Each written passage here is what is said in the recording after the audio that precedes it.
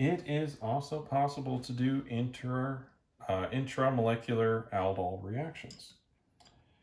Now, remember that when we're doing an intramolecular reaction where it's going to form a ring, it is much more favorable when we make a 5 or 6 membered ring.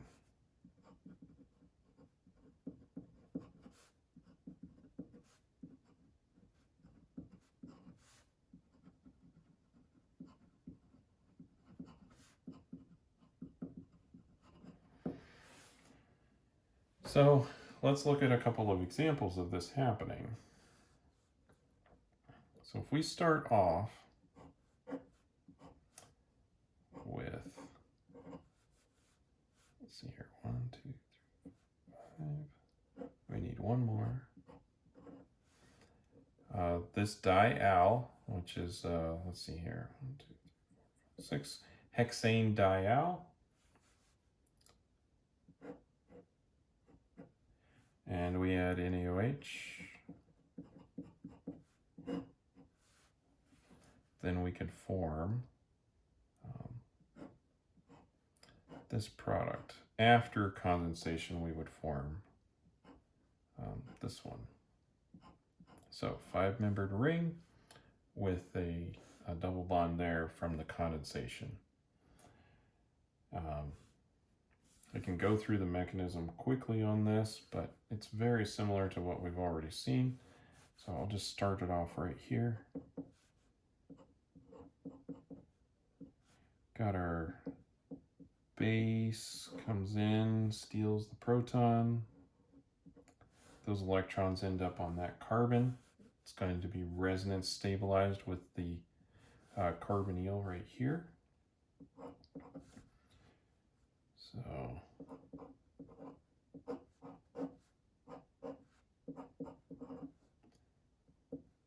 have that with the negative charge there. These electrons are going to come over and attack that carbon right there, kick those up.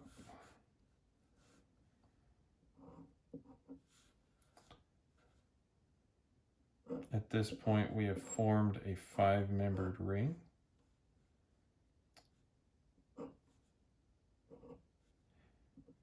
We still have a negative charge on this oxygen right here.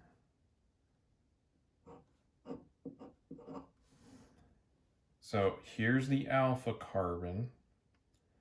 That's where we've done the attack. So just trying to orient where this is. And remember, the beta carbon is the one that the alcohol is going to end up on, right? So when you're trying to draw this, I know it might sound a little weird that we started with a hex, a 6 carbon long chain, and we ended up with a 5-membered ring. But remember, we have to move 1 carbon over to deprotonate. So just watch for that.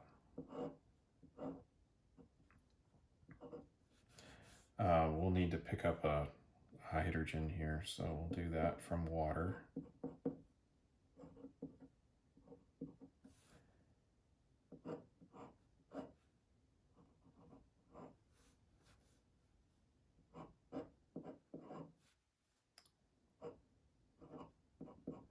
So now we've made our aldol, and of course we could deprotonate right here to start forming our condensate. Let's see here.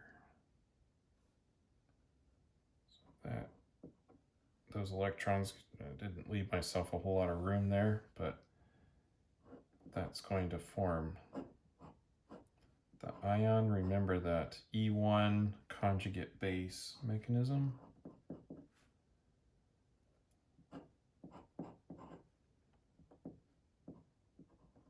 So we've got our negative charge there, and then at this point we're going to have that double bond form, just like that.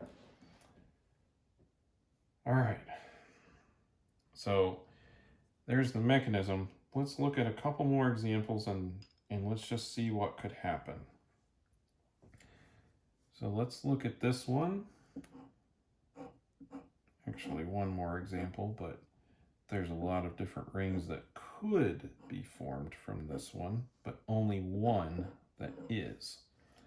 So here we have a ketone with the aldehyde. Same length of chain, but now we've added a carbon over here. Now, it's possible to deprotonate over here and have an attack. If we did, we would have a 7-membered ring. 1, 2, 3, 4, 5, 6, 7. And a 7-membered ring is just not very favorable. And that 7-membered ring would look like this if it was formed. Let's see if I can draw this properly.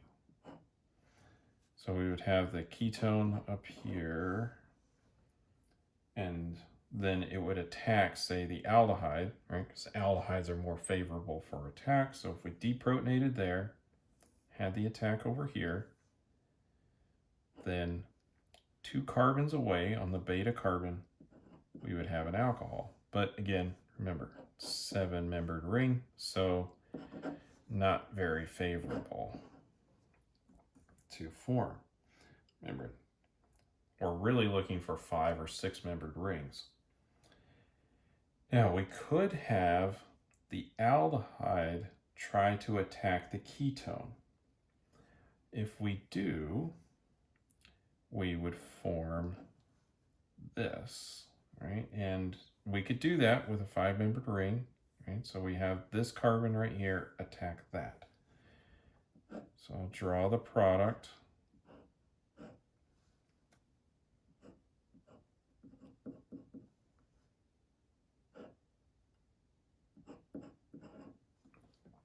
But if you recall, this is now pretty sterically hindered carbon, and so this is not very favorable.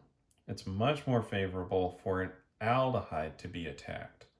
So the most favorable, and what actually happens, is for us to deprotonate right here and then attack the aldehyde, which is much less sterically hindered and electronically more reactive. When we do, we will form this product, which is a 5-membered ring, so it's more favorable, just in general. Make sure I get this drawn right. So OH there.